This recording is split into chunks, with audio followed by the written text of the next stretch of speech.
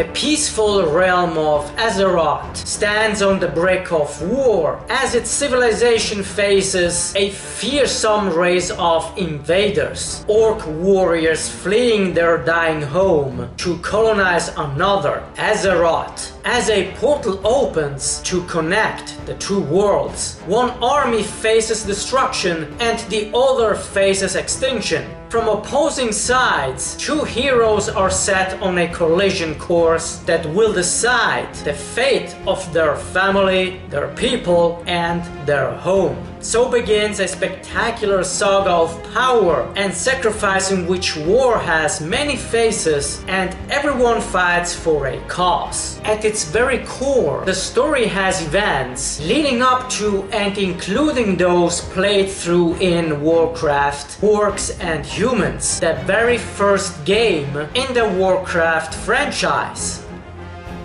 You know, Warcraft was and still is a great movie. It's enjoyable and very entertaining. So till today, I just don't get the negativity around this film, which Duncan Jones has really put in his whole heart and soul and mind. Could have someone else have made it better?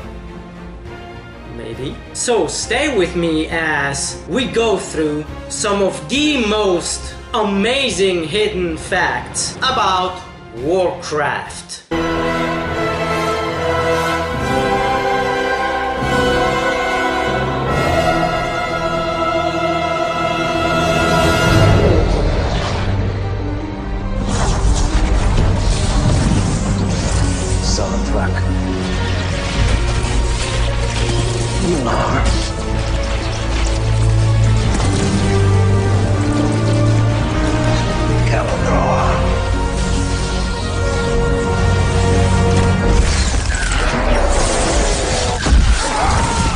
The film focuses on the characters of Durotan, a noble orc just trying to escape his dying world, protecting his family and watching in horror as his kin succumb to the temptation offered by Gul'dan. Anduin Lothar, a military commander of Stormwind City, who is going to do anything to keep his people safe. Garona Helforsen, a pawn trying to throw off her yoke. And Khadgar, a young mage slowly learning of his teacher's descent into madness and treachery. And the teacher in question is Medivh, the Guardian of Azeroth. Warcraft was first announced in 2006 as a project partnership between Legendary Pictures and Blizzard Entertainment. The film premiered in the summer of June the 10th, 2016, and despite a disappointing domestic box office performance and the film as so the script receiving negative reviews from critics, the film has grossed, nonetheless, $433 million worldwide, surpassing even Prince of Persia: The Sands of Time as the highest grossing video game adaptation of all time, although it was still considered a financial disappointment. Again, I don't get it. Why a financial disappointment? The film delivered quite well. It didn't brought in a spectacular amount of box office. Anyhow, it made enough, in my opinion, to get a second one. I believe at this point that they simply were too afraid, based on the result of the first one, to invest maybe even more money into it, hence avoiding a second failure. A pity. Speaking of the character of Medivh, the role of the Guardian is not really explained in the film, although the Warcraft, the official movie novelization, uses the term Guardian frequently and occasionally Guardian of Azeroth. Medivh in original lore was supposed to be neutral, but in the movie he appears to be clearly affiliated with the Alliance. However, it isn't clear. He was also supposed to be called the guardian of Tirisfal. Tirisfal, anyways, doesn't appear to be mentioned in the film. And speaking of Medivh again, when he's completing the summoning of the portal, he is seen to have metamorphosed into a demon form, which is from the essence of Sargeras, a titan that was responsible for the creation of the Burning Legion. The fell magic that Gul'dan possesses comes actually from the Burning Legion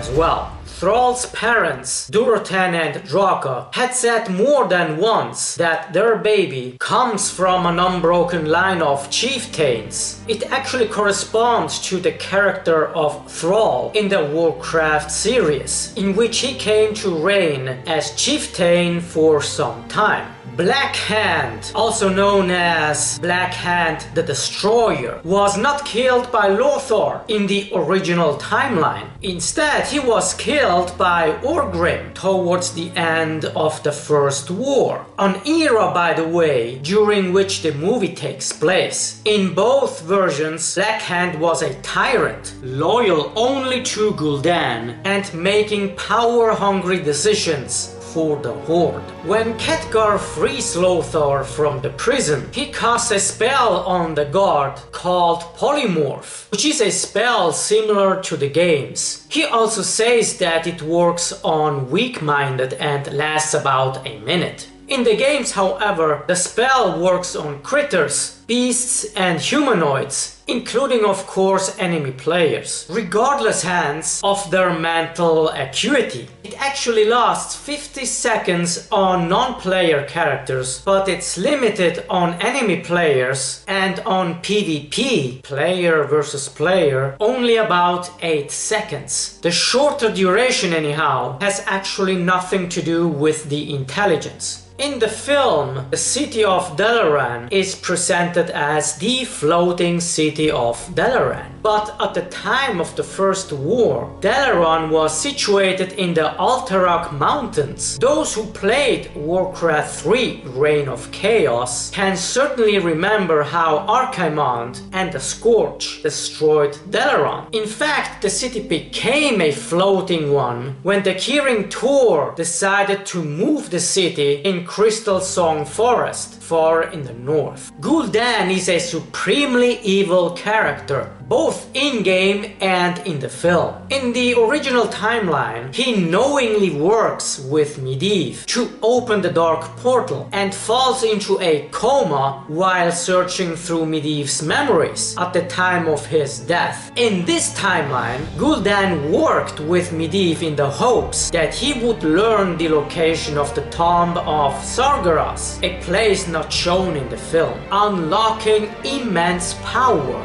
While the film ends with an uneasy truce where the Orcs are distrustful of Gul'dan but united. Distrustful and yet united.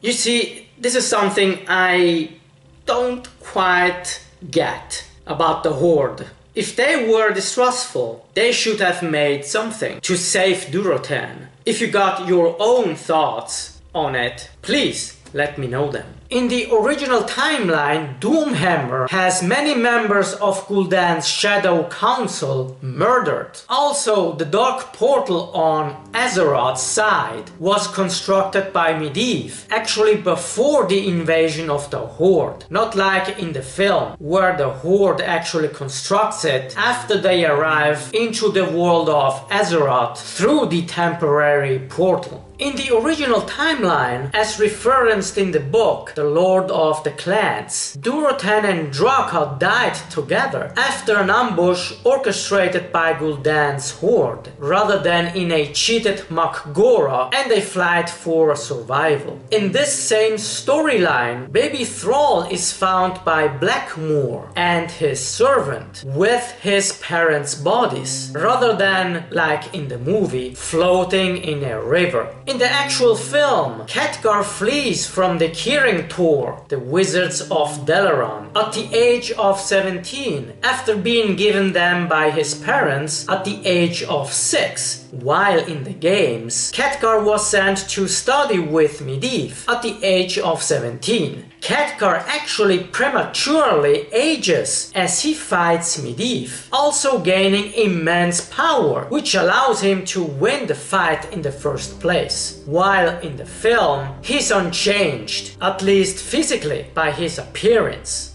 You know, this is something I would have been very pleased to see in the film. In spite of the apparent age difference, movie and original timeline Khadgar actually do share the same goofy sense of humor. German director Uwe Boll, who is a retired filmmaker now, active as a restaurateur, contacted Blizzard about directing the film. Blizzard refused, however. As quoted by MTV News, Uwe Boll stated, "I got in contact with Paul Sams of Blizzard, and he said, we will not sell the movie rights, not to you, especially not to you, just because it's such a big online game success. Maybe a bad movie would actually destroy that ongoing income what the company has with it." I don't know Uwe Boll's filmography, but somehow I'm very glad that Blizzard gave Jones the chance to direct the film. At one time, Sam Raimi was actually set to direct, and at one other point, Johnny Depp was interested to star in it. Wow, can you imagine that? The film would have had a total different look. Visually, especially visually, as so music-wise. I'm not sure about Johnny Depp though, but I have to admit, it would have been kinda cool to see Johnny Depp starring in it. Maybe in a role pretty much suited for him. Duncan Jones said that the original script was very one-sided.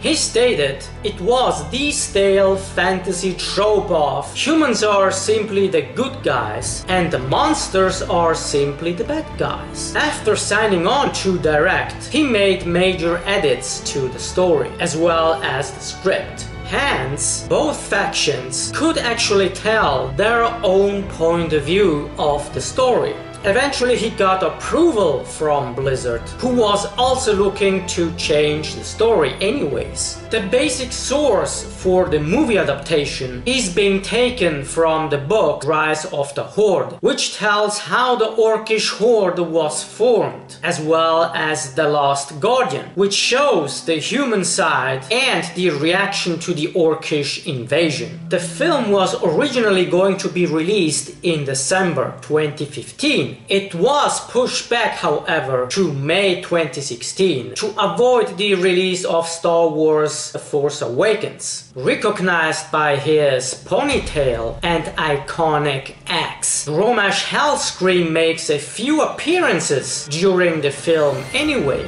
While he doesn't speak or involve himself in the story, his presence is still a subtle nod to the die-hard fans of the franchise. For the part of King Lane, Colin Farrell was actually approached. He even met with Duncan Jones and read the script as well. Ultimately, he obviously was not cast, and Dominic Cooper then took the role.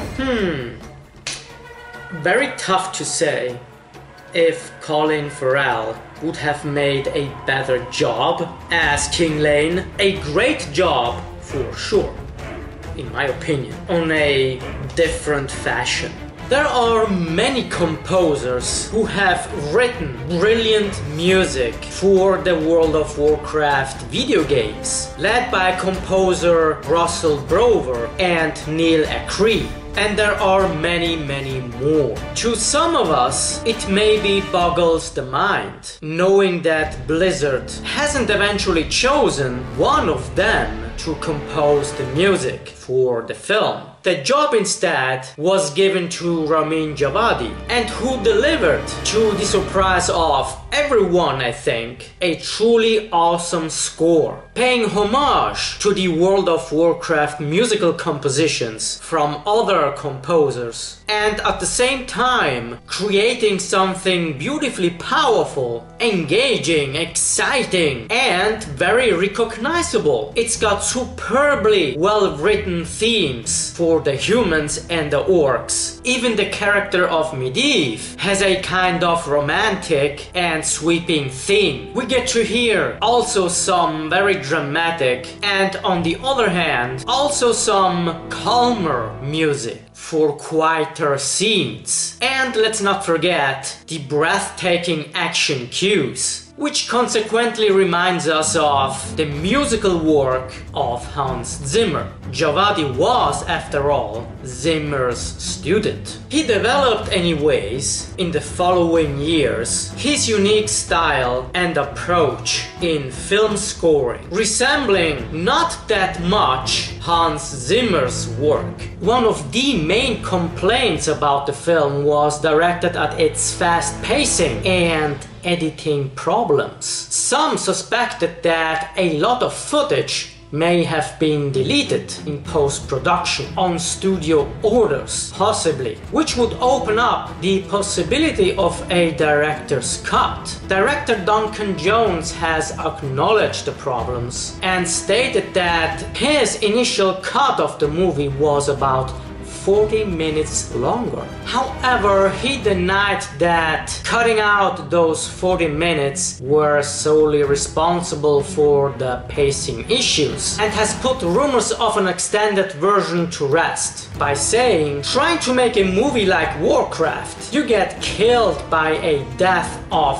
1,000 cuts, not just editing cuts. You go through a writing stage right up to the deadline of shooting the thing. You lose ideas in the writing process. Then sets change for whatever reason and notes come in. You're changing things around a 3.5-year process. You get these little changes which are constantly course correcting you. Whenever you make a little change, it doesn't seem like a big deal. When you keep making those little changes, suddenly you're basically spending all of your time trying to work out how to patch up what has been messed around with. So as a result of that, a lot of scenes ended up not being filmed or being omitted in an early phase. Jones goes on saying they actually cease to exist simply because the effects work never get done. Some of it's not even at the stage. So there is no possibility of ever being a director's cut. That's purely in my head. Nevertheless, Jones is equally proud and furious about Warcraft, and he would be open to suggestion of a sequel. Yeah, well, these deleted scenes certainly belonged into the final film. And I really don't get why, the reason why they were all omitted, because I truly think that they would have made a heavy difference if they left them. What do you think, guys, about that and the whole film in general? Did you like the movie? Did you still like it? Do we agree on the right things and on the less right things the film went through, the whole production, and on the release? In that sense, guys, whatever you think, whatever you feel, let me know that all below. And thank you very much for watching this. It's very, very much appreciated. If you like this video and its content, you just thumbs up. And of course, feel free to subscribe if you're new to this channel. Stay tuned, go beyond, and just in case, you'd like to support the channel, consider donating on Patreon or PayPal. Now that naturally would very much make a substantial difference to me on both of my life and subsequently the quality level of the channel respectively. endlessly grateful I would be. And by the way, thank you so much to all of my current Patreons. See you next time.